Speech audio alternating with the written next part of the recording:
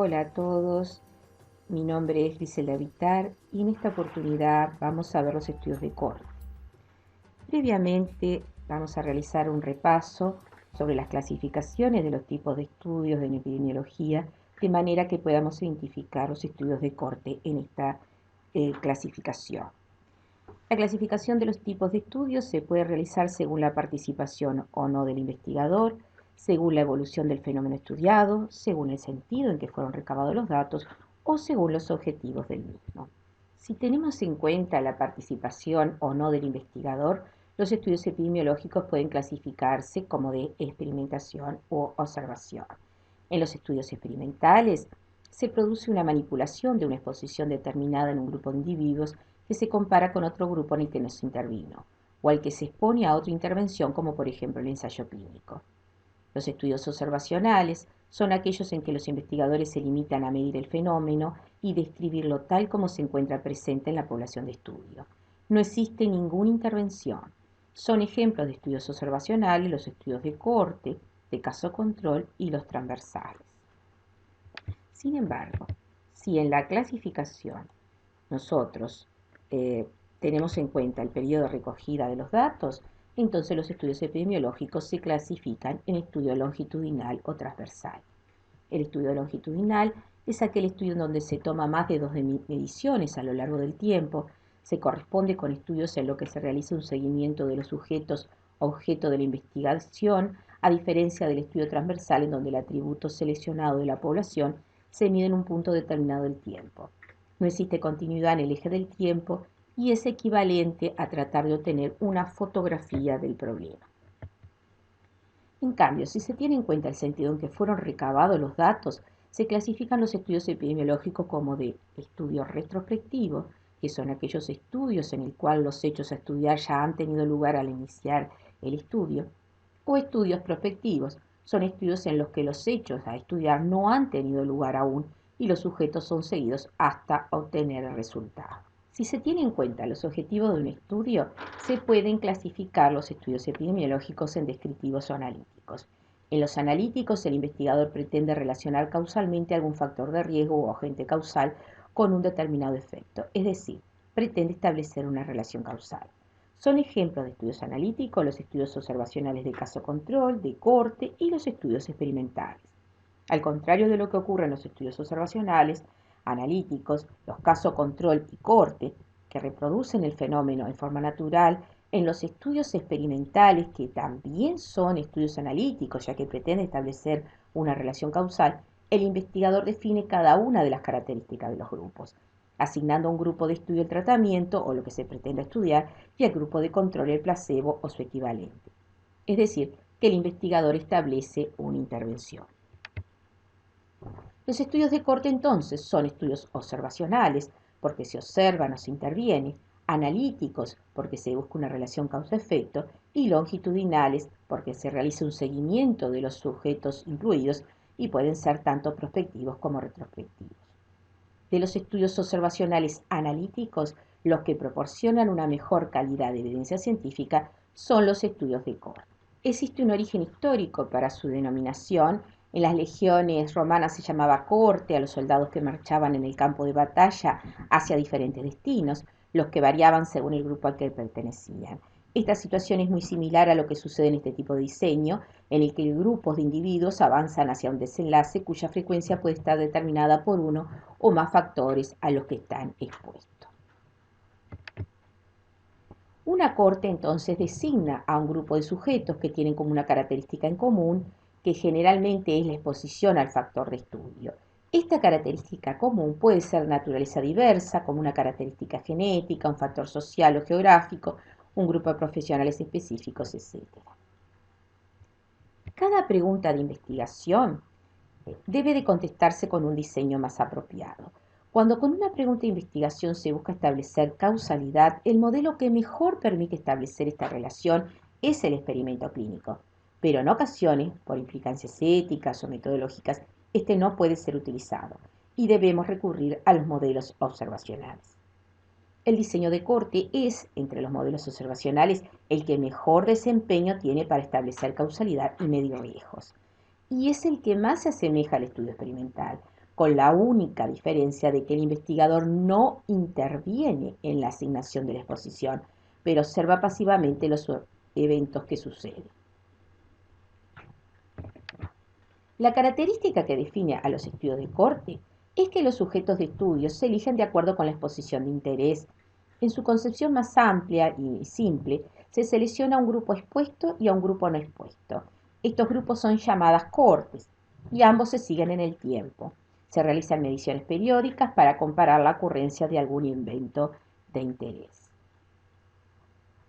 Vamos a ver un esquema de este diseño de cohorte. En estos estudios entonces parten de dos grupos de individuos con características comunes, que son las cohortes, se clasifican a partir de ese grado de exposición al objeto de nuestro estudio, es decir, del factor de riesgo. Vamos a dar un ejemplo.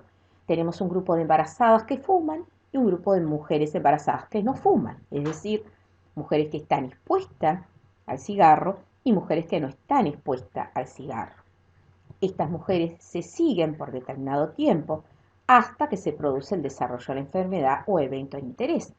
En nuestro caso, nos puede interesar si los recién nacidos tienen menor bajo peso porque las madres fuman. Si al finalizar el periodo de observación la incidencia de enfermedad es mayor en el grupo de expuestos, en las mujeres expuestas al cigarro, que en las no expuestas, es decir, que entre las madres que fumaron durante el embarazo se encontró un mayor número de recién nacidos de bajo peso al nacer, se podría concluir que existe una asociación entre el factor de riesgo y el evento resultante.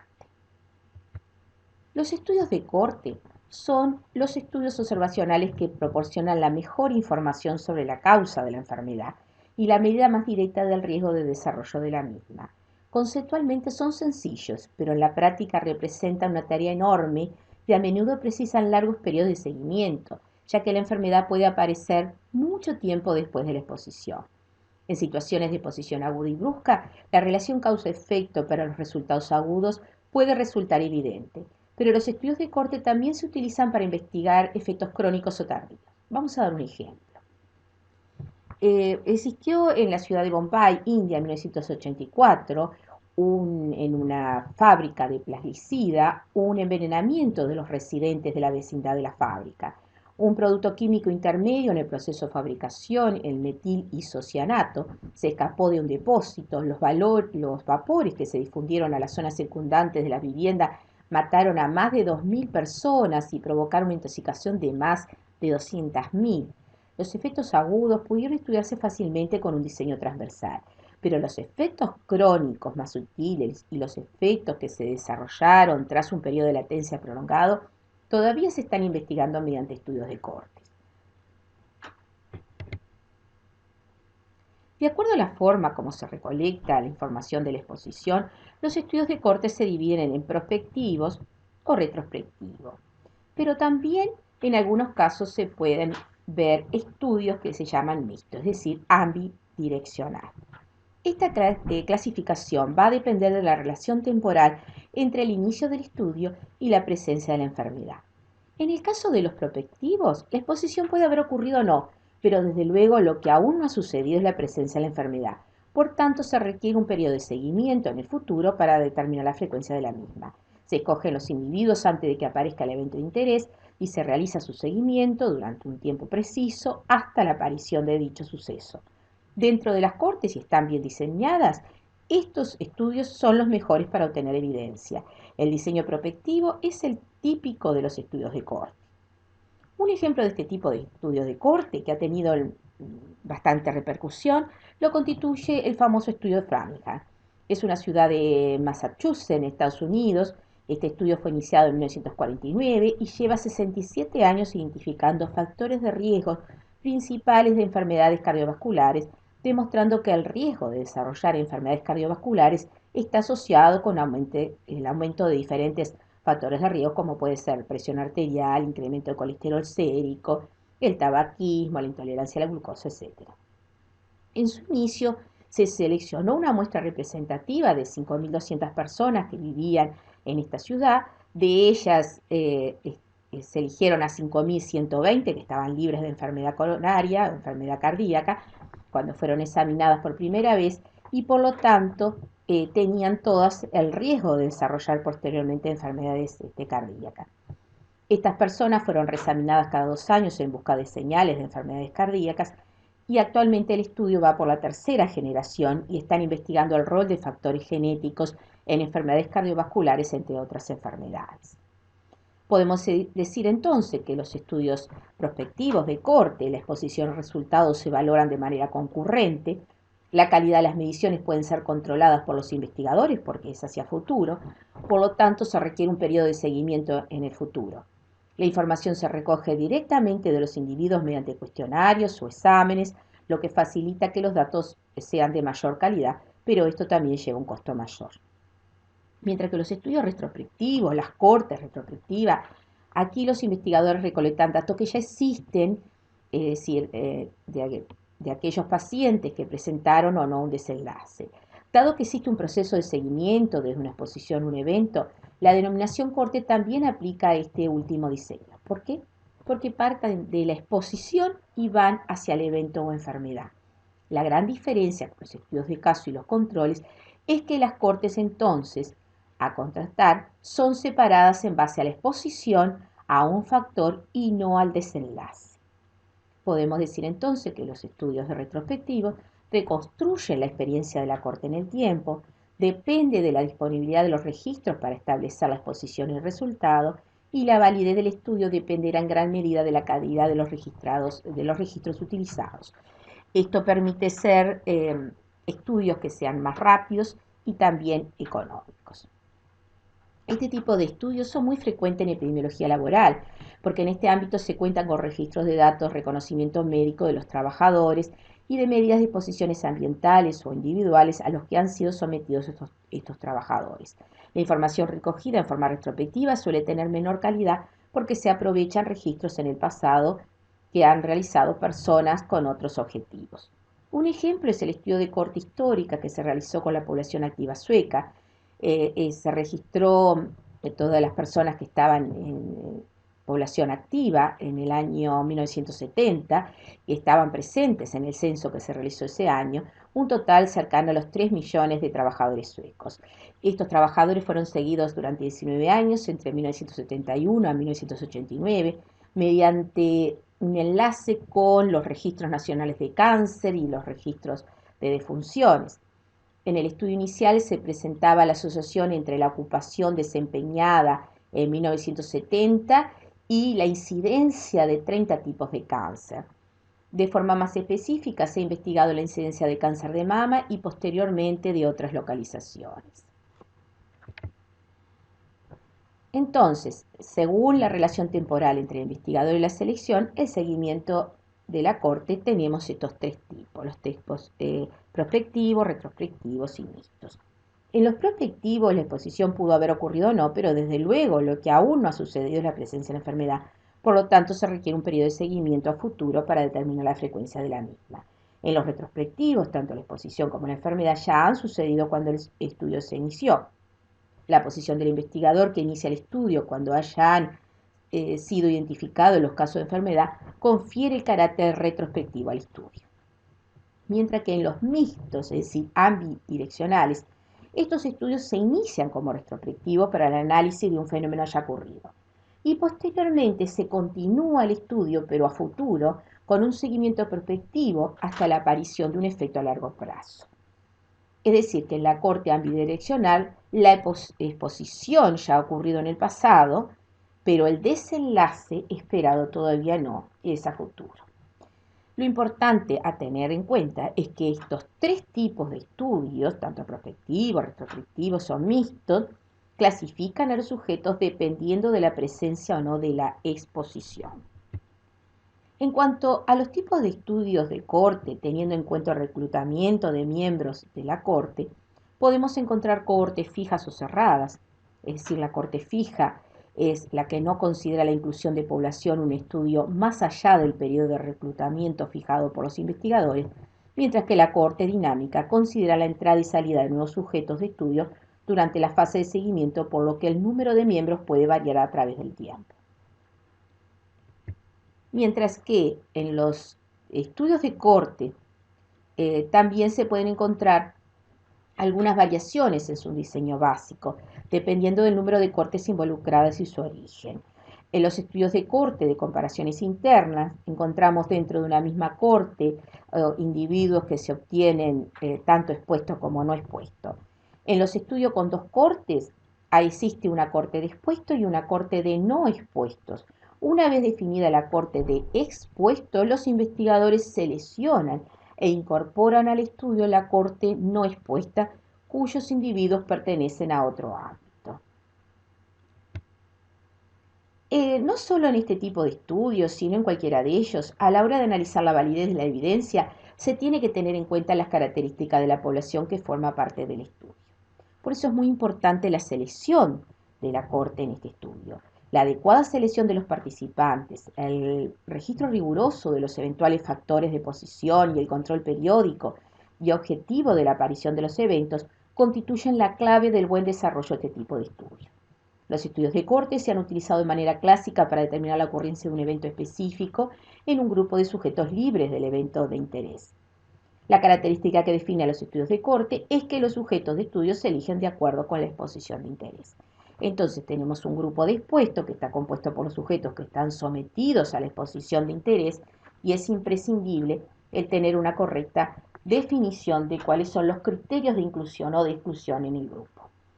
Los sujetos no expuestos deben ser similares a los expuestos, excepto por la exposición.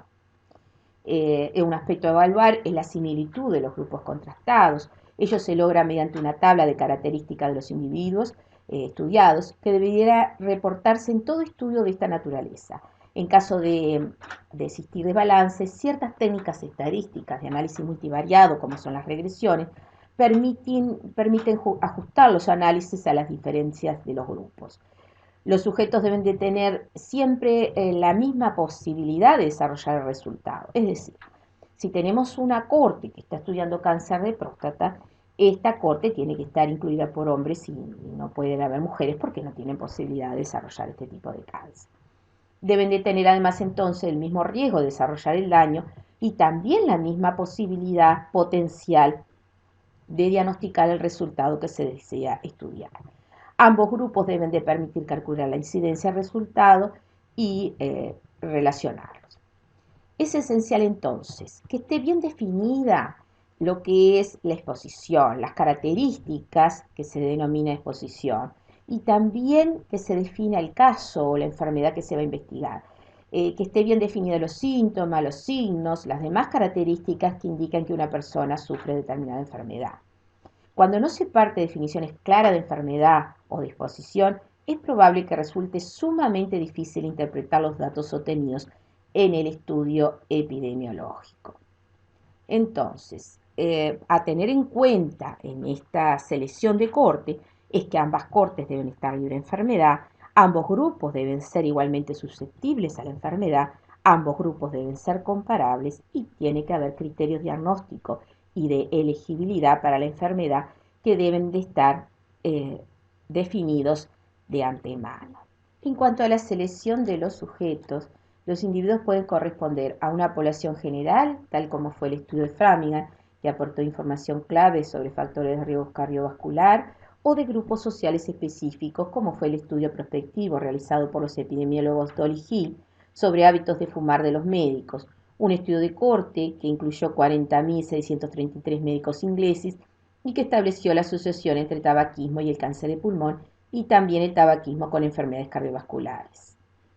Entonces, una corte también puede ser seleccionada debido a una exposición específica, como una contaminación ambiental, radiaciones o peligros ocupacionales, en estos casos en que no puede evaluarse experimentalmente por razones éticas, es el diseño ideal. Luego de conformada la corte, se procede entonces a medir las variables de exposición en la muestra, si el factor de riesgo está ausente o presente, se hace el seguimiento de la corte para luego medir las variables de resultado, es decir, presencia o ausencia de la enfermedad. La parte más crítica del estudio de corte es el seguimiento. Algunas pérdidas de seguimiento son inevitables debido a la muerte, al cambio de dirección de los individuos también migran, cambian de ocupación, etc. El seguimiento de la corte se hace a través de entrevistas personales, de cuestionarios, de llamadas telefónicas o a través de exámenes médicos periódicos, análisis especiales, la vigilancia de registros de muerte, es decir, tratando de obtener datos acerca de resultados determinados, ya sea de morbilidad o de muerte. En el protocolo de investigación de los estudios de corte debe estar correctamente especificado cómo se hará el seguimiento. Este seguimiento tiene que ser en ambas cortes de manera igual para evitar errores. Es importante evitar estas pérdidas en el seguimiento y si ocurren hay que cuantificarlas e indicar el motivo.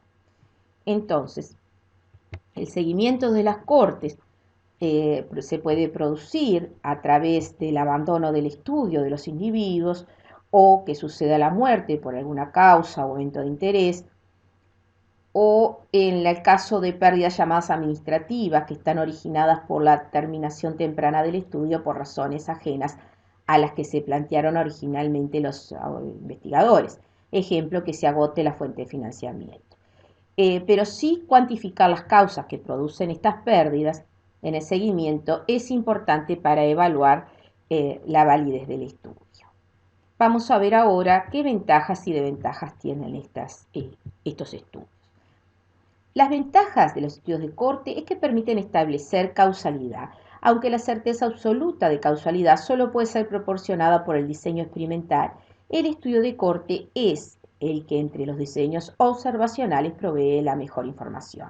Ofrece la posibilidad de medir la incidencia de una enfermedad o evento, establece una relación temporal entre la exposición y el desenlace, es decir, la exposición precede a la enfermedad, permite cuantificar el riesgo, son eficientes para el estudio de exposiciones raras, posibilita estudiar más de un desenlace derivado de la exposición, permiten estudiar fenómenos que por cuestiones éticas o de rentabilidad no pueden ser analizados mediante estudios experimentales. Permite medir la incidencia del evento en los sujetos expuestos y no expuestos al factor estudiado y calcular las medidas de asociación. Las ventajas de estudios en el caso de que las cortes sean prospectivas es que permiten asegurar una adecuada secuencia temporal, es decir, que la exposición esté previa al desenlace. Los estudios prospectivos minimizan los errores en las mediciones de la exposición, mientras las ventajas que tienen los estudios de corte retrospectivos es que permiten acortar el tiempo para el desarrollo de estudios con costos menores, etc. En relación a las desventajas de los estudios de corte, esto tiene que ver con que pueden requerir largos periodos de seguimiento. Los grupos bajo observación requieren un tiempo adecuado para observar los desenlaces. Se presentan pérdidas en el seguimiento, dado que suele requerirse largos tiempos de seguimiento, y los pacientes pueden abandonar el estudio por diferentes razones y afectar esto la validez de los resultados.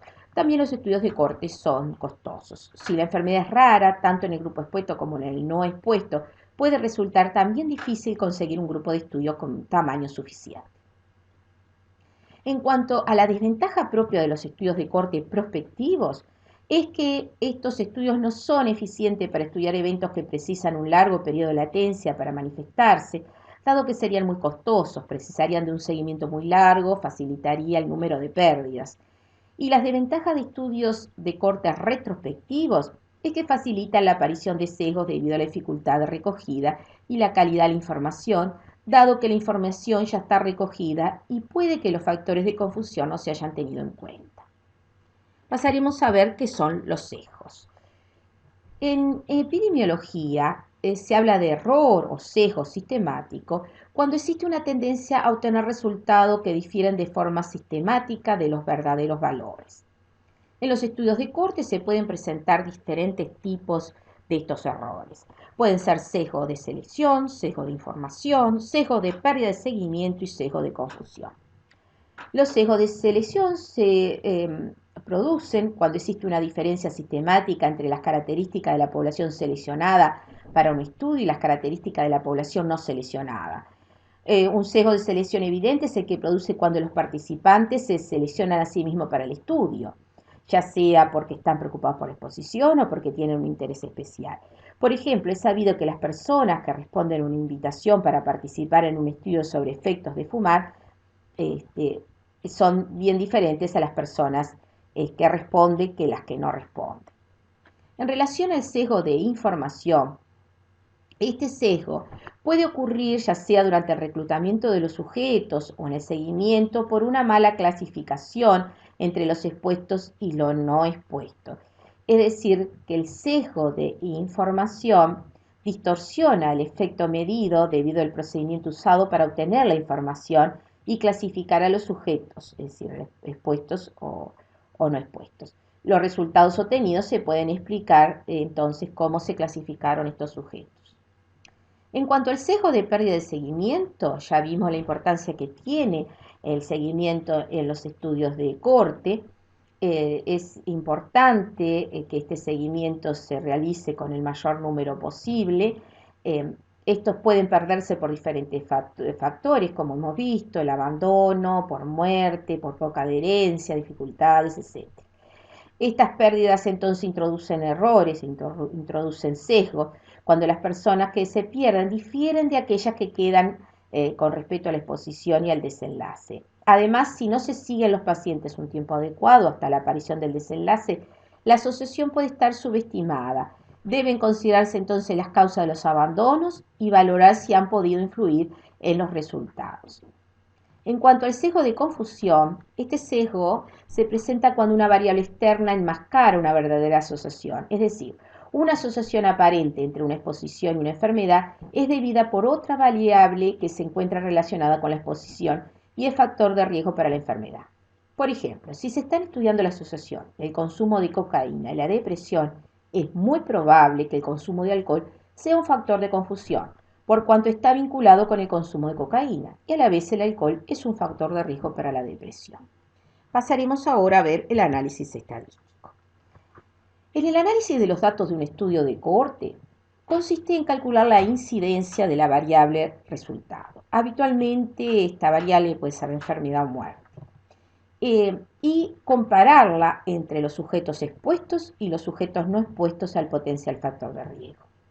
La información sobre la exposición y la enfermedad en un estudio de corte suele presentarse para su análisis en forma de tabla de contingencia o tabla de 2×2. En los estudios de corte, las tablas se leen de izquierda a derecha, es decir, de la exposición a la enfermedad. Las medidas de frecuencia utilizadas en los estudios de corte representan la probabilidad de desarrollar el efecto en cada una de las cortes.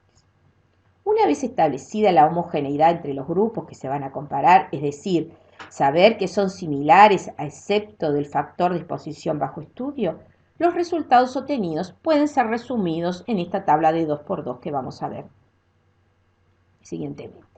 El análisis de este tipo de estudio consiste en determinar si la proporción de enfermos en el grupo de expuesto difiere de la proporción de enfermos en el grupo de no expuesto. El riesgo es una proporción entre los sujetos que presentan un evento y el total de sujetos susceptibles. Es decir, tenemos la incidencia en expuesto y no expuesto. Uno de los principales intereses del investigador es calcular la tasa de incidencia al desenlace en los dos grupos de observación. La incidencia o riesgo en el grupo de expuesto es la proporción de eventos en los expuestos, es decir, aquellos que estaban expuestos y presentaron el desenlace, es decir, que estaban enfermos, sobre aquellos que estuvieron enfermos y estaban expuestos, más los que no tuvieron enfermos y estaban expuestos, es decir, A sobre A más B. Y la incidencia o riesgo en el grupo no expuesto es la proporción de eventos en los sujetos no expuestos, es decir, aquellos no expuestos y que se enfermaron sobre la suma de los pacientes que estuvieron enfermos no expuestos y los que no se enfermaron y tampoco estuvieron expuestos, es decir, C sobre C más D. Así, de esa manera podemos calcular el riesgo de sufrir un infarto entre los que fuman, es decir, fumadores infartados, dividido por el total de fumadores de la muestra, y entre los que no fuman, es decir, no fumadores infartados, dividido por el total de no fumadores de la muestra. Pero si vamos a un paso más allá, podemos calcular la razón de los dos riesgos, llamada riesgo relativo o razón de riesgo. Esta razón de riesgo o riesgo relativo nos indica cuánto más probable es que se produzca un evento en un grupo con respecto a otro. Entonces, la característica de este riesgo relativo es que significa el resultado de la razón entre riesgos individuales de expuesto y no expuesto. Valora la fuerza de asociación entre la exposición y el resultado de la misma en términos de salud y enfermedad. Indica cuántas veces es más probable que aparezca la enfermedad en los individuos que poseen el factor o sean sometidos a la exposición de interés, es decir, expuestos, comparados con los que no lo tienen, no expuestos. Se expresa mediante una razón, cuyo numerador es la incidencia en expuesto y el denominador es la incidencia en no expuesto. El riesgo relativo no tiene dimensiones. Identifica la magnitud o la fuerza de asociación, lo que permite comparar la frecuencia con que ocurre el evento entre los que tienen el factor de riesgo y los que no lo tienen. El valor del riesgo relativo oscila entre 0 e infinito, pero el valor 1 es el valor neutro e indica ausencia de asociación entre la exposición y la enfermedad. Y vamos a ver entonces en este dibujo cómo el riesgo relativo, cuando es igual a 1, indica que no hay asociación entre la presencia del factor de riesgo y el evento. Por eso la asociación entre el factor y la enfermedad es más fuerte a medida que el resultado se aleja del 1.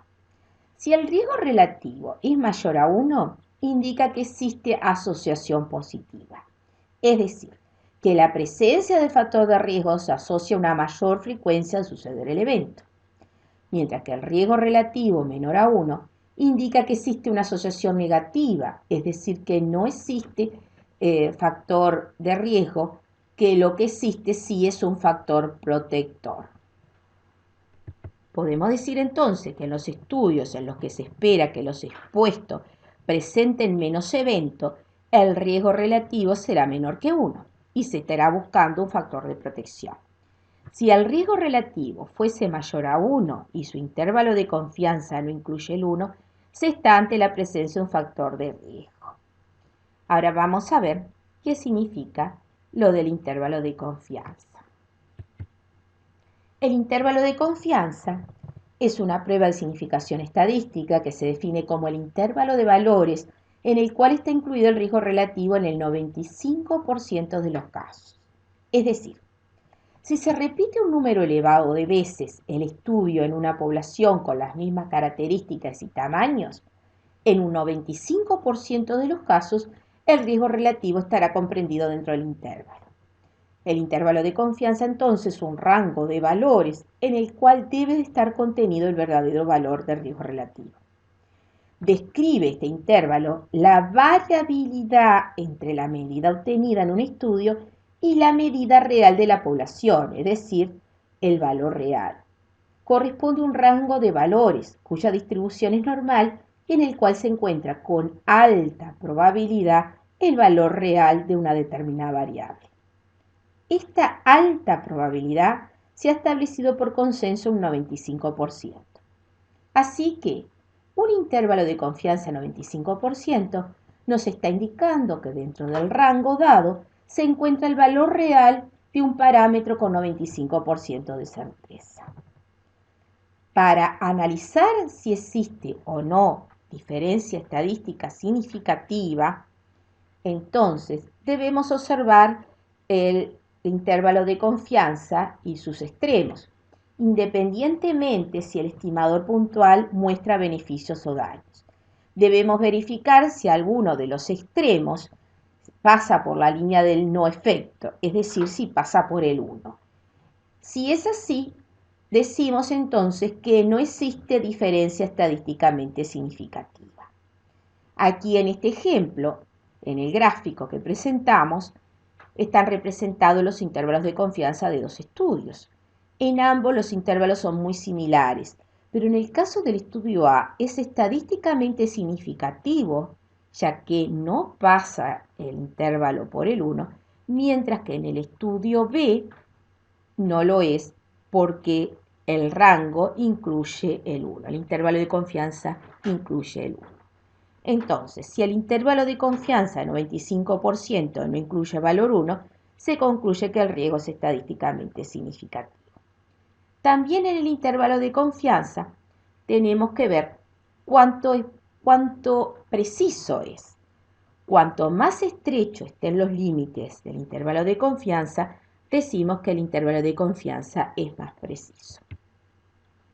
En relación al intervalo de confianza del riesgo relativo, permite estimar el riesgo relativo para la población y que es el que se habría obtenido si el estudio se hubiera hecho con todos los individuos y no una muestra.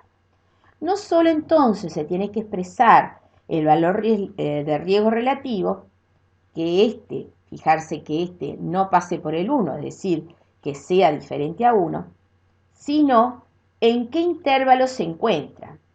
El intervalo de confianza informará sobre la precisión de los resultados del estudio y además indicará la existencia de significación estadística en aquellos casos en los que el intervalo de confianza no cruce la línea de efecto nulo, es decir, en aquellos casos en que el riesgo relativo no incluya el 1.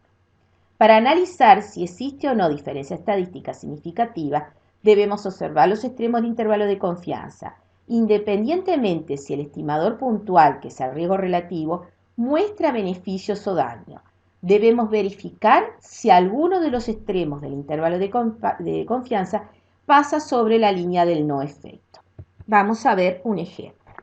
En un estudio sobre distribución de embarazadas según exposición pasiva al humo de tabaco y recién nacidos según peso normal o bajo peso, el riesgo relativo resultado fue expresado a través de un riesgo relativo igual a 2.71 con un intervalo de confianza de 95% que está entre 1.38 y 5.34. Veremos entonces qué significa este resultado. Significa que las embarazadas expuestas a la exposición pasiva al tabaco tienen 2.71 veces más probabilidades de tener niños de bajo peso que las embarazadas no expuestas. Como vemos que es estadísticamente significativo porque el intervalo de confianza no contiene el 1. Pero también, muchas veces, podemos ver que se presenta el resultado de riesgo relativo con no el intervalo de confianza, sino el valor P. ¿Qué es el valor P? Llamado también valor de significancia. Este valor busca probar que existe una diferencia real, por ejemplo, entre dos grupos estudiados, y que además esta diferencia no es al azar. De forma arbitraria y por convenio se adopta el valor del 5% o, que es lo mismo, el 0.05. Cuanto menor sea este valor P, es decir, cuanto menor sea la probabilidad de que el azar pueda haber producido los resultados observados, mayor será la tendencia a concluir que la diferencia que existe es real. Por lo tanto, el valor límite de la P es 0.05. Si los resultados estadísticos son mayores a 0.05, no hay diferencia significativa. Y si los resultados estadísticos arrojan una P de 0.05 o menos, quiere decir que hay diferencia estadísticamente significativa. Tanto el análisis de un intervalo de confianza como el del valor P nos permiten determinar diferencias estadísticamente significativas. El valor P se correlaciona en forma muy estrecha con el intervalo de confianza, ya que si uno muestra diferencias estadísticamente significativas, el otro también lo hace y viceversa. Pero sin embargo, solo el intervalo de confianza nos permite evaluar el rango de valores donde posiblemente se encuentra el valor real y por lo tanto permite realizar una mejor interpretación y aplicación clínica de los resultados. Como vemos en el ejemplo, el parto prematuro y la rotura prematura de membrana presentaron un riesgo relativo de 5.78, pero al ver el intervalo de confianza vemos que como pasa por el 1, entonces no tiene, estadísticamente no es significativo, ni tampoco el valor P porque está por encima de 0.05. Pero además, luego de ver estos valores y poder interpretar Estos valores, una vez que analizamos el riesgo relativo y consideramos que es válido, el siguiente paso es considerar si dicha asociación es de tipo causal. Para ello deberá tenerse en cuenta toda la información disponible y valorar los resultados del estudio en su contexto. Los resultados del estudio deben ser evaluados para determinar si la asociación entre la exposición y el efecto satisface las pruebas de causalidad razonable. Una herramienta son los criterios de Hill. Son una serie de aspectos para tratar de distinguir el carácter causal o no causal de una asociación. Y estos criterios son los siguientes. La fuerza de asociación, es decir, cuanto mayor es la magnitud de la asociación, mayor será la posibilidad de que la asociación sea causal. La consistencia, es decir, la existencia de resultados similares en otros estudios realizados en diferentes poblaciones. La especificidad, es decir, que una causa produce un único efecto y no múltiples. La temporalidad, que es fundamental que la causa proceda al efecto. El gradiente biológico, la relación dosis-respuesta, quiere decir que es más intensa la causa cuanto mayor intensidad tiene el efecto. La plausibilidad biológica, esto tiene que ver con la lógica de nuestros conocimientos biológicos, es decir, poder interpretar que hay algún mecanismo biológico que explique esta relación causal. La evidencia experimental, la coherencia con otros conocimientos, que no entre en conflicto con lo que se sabe de la enfermedad o el efecto, y la analogía con otras situaciones causales conocidas. Muchas gracias por su atención.